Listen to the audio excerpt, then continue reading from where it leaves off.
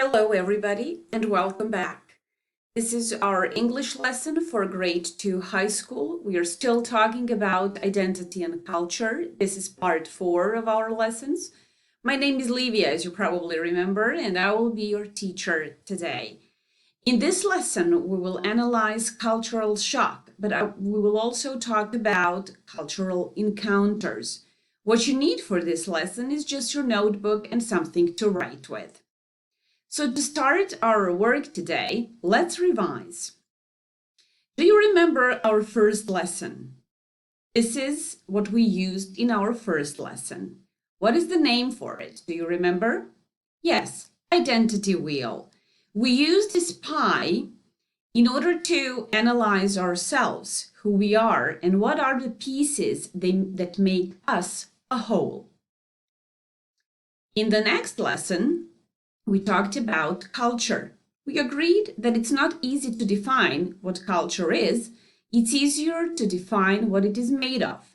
So we mentioned 3 elements of culture: perspectives, practices, and products. We also mentioned the iceberg, remember that?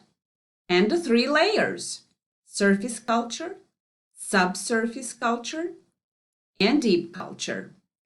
If I remember correctly, you were asked to write examples of each of these layers. And we agreed that the deep culture, the elements of deep culture, are the ones that usually are the cause for misunderstandings, even conflicts sometimes. And finally, in our previous lesson, we talked about microcultures. You analyzed your identity wheel. You wrote and then presented your own identities and microcultures. You mentioned elements of your microculture and how freely you talk about your personal details in this culture or not at all. Now it's time to move on. I would like you to think about these issues: your home, food you eat, and social contacts. Just think about it. Where do you live? What do you usually eat? What is your favorite food? What about your social contacts? How do you spend your free time? How often do you meet your friends? Where do you meet them? How do you spend time with your friends? What do you do with your family? Do you think these are common to everybody? Is this what everybody do? Think about it. It's okay to pause the video and come back to it later now. Now it's time for our next activity: watch and reflect. The bit.ly provided here will take you to a web page where you will find a video, a 5-minute video about Lost Boys of Sudan. This is a group of youth who fled civil war in their native country, in Sudan. They spent a decade living in a refugee camp in Kenya, and finally, they started their new lives in the United States. Now watch carefully. There will be several questions after the video. Let's reflect on what you have just seen. How do you feel now after watching the video? Why? Which part do you find to be the most surprising one? And finally, what is the term for the boy's experience? How do we call that state or that experience? Exactly.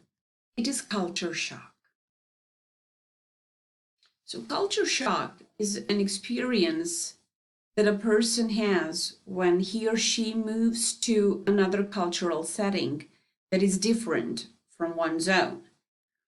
It can be caused by climate, by language, by dress code, and by values. So these are just some of the things that might be different from cultural setting to a cultural setting. And these are the things that makes a person maybe uncomfortable or unpleasant, or maybe not. What I would like you to do now is describe it. Think about your cultural encounter and describe it shortly. Answer 6 simple questions. Who was involved in this cultural encounter and where did it happen? What happened and why do you think it happened? Which differences caused you to feel the way you did? When did it happen? And how did you deal with it? What did you do? Or what did the people or persons involved in the encounter did? Think about it, describe it shortly. Your teacher will give you instructions on what to do with the description. Be careful of the spelling, be careful of the grammar as you are describing something that happened in the past. Good luck with this one. I hope to see you next time. Have fun and stay safe. Bye.